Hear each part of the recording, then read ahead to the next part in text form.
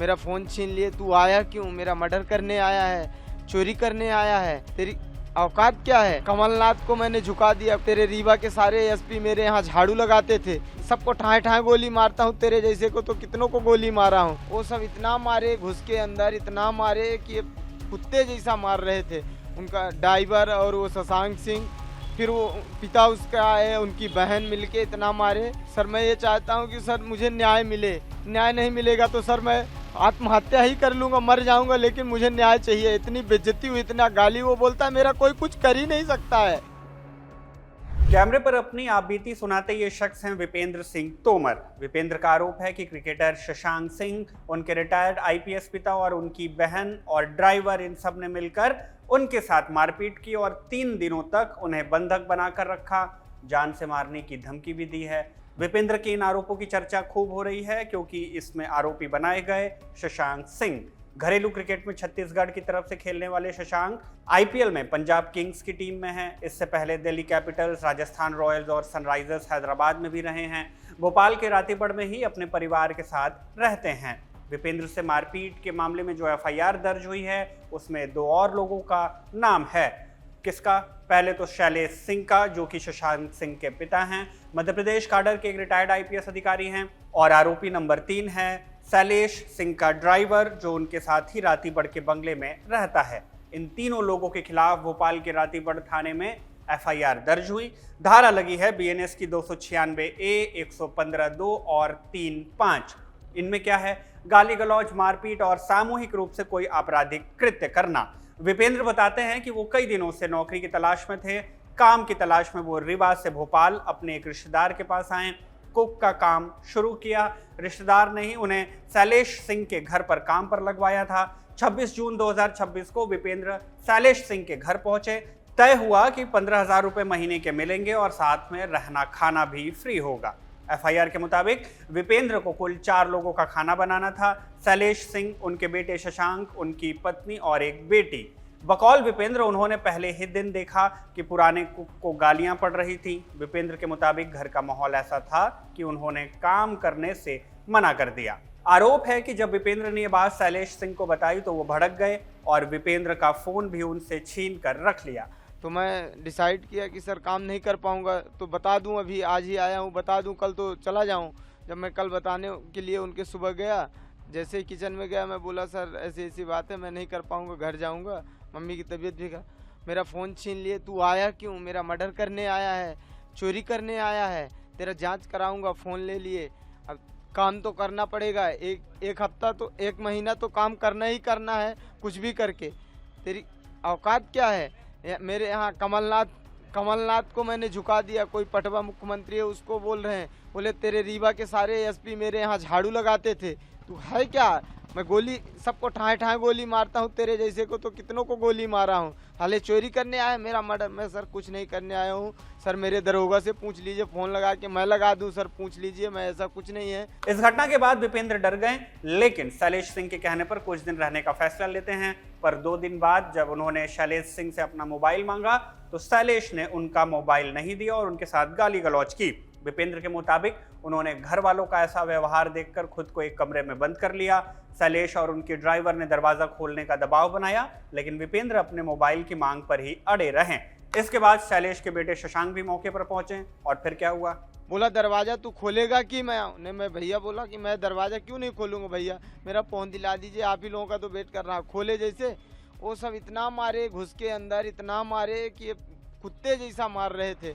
उनका ड्राइवर और वो शशांक सिंह, फिर वो पिता उसका है, उनकी बहन मिलके इतना मारे। फिर उसका पिता सबको लगता था चिल्लाने लगा, लगता था मर जाऊंगा, तो सबको साइड कर दिया। अब वो फिर मार रहा है थप्पड़ से। फिर उसके बाद ले आया सामने बैठा के, कम से कम 3-4 घंटा खूब डराया धमकाया। मेरे यहाँ एसपी को लगाया, दरोगा सब बोलते हैं सर वो ऐसा लड़का नहीं है, उसको भेज दो, पता नहीं कैसे वहाँ चला गया है, उसको छोड़ दो, हो गया, वो नहीं करना चाहता है सर, आपके काम करने लायक नहीं है, छोड़ दीजिए। लात, जूते, डंडा, हाथ, घूंचा, जैसे पाए वैसे मार रहे थे, जानवरों की तरह पीटे। विपेंद्र का आरोप है कि शैलेश बार बार उससे धमका रहे थे और ये भी धमकी दे रहे थे कि सूबे के बड़े बड़े अफसर उनके घर आते हैं, झाड़ू तक लगाते हैं, कोई उनका कुछ नहीं कर सकता। आरोप है कि शैलेश सिंह के परिवार ने विपेंद्र को मारा, पीटा और साथ ही 3 दिन तक घर में रहने के लिए 1000 रुपए उससे ले लिए हैं, ये बोलकर कि तुम 3 दिन तक रहे हो, खाना खर्चे का 1000 रुपए तुम्हें देना होगा। उसके यहाँ कैमरे लगे हैं चारों तरफ, वो कैमरे में चेक कर लीजिए कुछ भी। फिर वो मेरे से जो बोला मैं लिख के दिया, जो बोलता था मैं लिख के दिया उसको, आधार कार्ड दिया, लिख के दिया, वीडियो बना लो सर। पैसा मंगवाया, 3 दिन था, 3 दिन का खाने का पैसा दे, 1000 रुपये जीजा फ़ोन पे में डाले तो उसके ड्राइवर के अकाउंट में फ़ोन पे किया, वो ले लिया। उसके बाद मेरा फ़ोन रख लिया, बैग वैग चेक किया, सब लिखवाया पढ़वाया। उसके बाद बोला अब जा तू, 4-5 बजे, 4:30-5 बजे मेरे को वहाँ से फिर छोड़ा। विपेंद्र का आरोप है कि शैलेश सिंह ने उनसे माफीनामा बयान लिखित में लिखवाया और इसके बाद उन्हें छोड़ दिया, लेकिन उनका मोबाइल उन्हें वापस नहीं किया। 28 जून की शाम विपेंद्र ने अपने रिश्तेदारों को यह बात बताई और अगले दिन रातीपड़ थाने में जाकर इस मामले की शिकायत दर्ज की। इस मामले में क्रिकेटर शशांक सिंह की तरफ से सफाई भी आई। उन्होंने बताया कि विपेंद्र कोई कुक नहीं बल्कि चोरी के इरादे से घर में आया था। कोई 2 दिन के लिए आता है तो आप क्या बंदा बनाओगे 2 दिन के लिए? 2 दिन के लिए आता है कोई, मस्त यहाँ खाना पीता खाता है, मस्त वीडियोस फोटोज निकालता है और रहता है, तो आप क्या ही बंदा बनाओगे उसको? हाँ, ये है कि वो बावर्ची बोल के आया था, बट वो बावर्ची बिल्कुल भी नहीं था, उसे खाना बिल्कुल बनाना नहीं आता था और वो यहाँ पे आके सिर्फ मौज मस्ती कर रहा था कि वीडियोस निकाल रहा है, फोटोज निकाल रहा है, मेरे रूम में जा रहा है। भाई अगर आप बावर्ची बोल के आए हो तो आपको किसी के रूम में जाके पर्सनल बिलोंग के फोटोज और वीडियोस क्यों निकालने हैं? तो वो ये सब करना आया था। तो मुझे शक है कि वो एक चोरी के इरादे से आया था और हम लोग बहुत खुशनसीब हैं कि अभी तक जितना हमने चेक किया है कुछ चोरी नहीं हुई। हाँ, एक चांदी के गणपति जी हैं जो नहीं मिल रहे हैं हम लोग को, तो उसके अलावा भी और मम्मी और दीदी मेरी चेक कर रही हैं, कुछ गायब तो नहीं हुआ है, बट मेरे ख्याल से वो उस इरादे से आया था।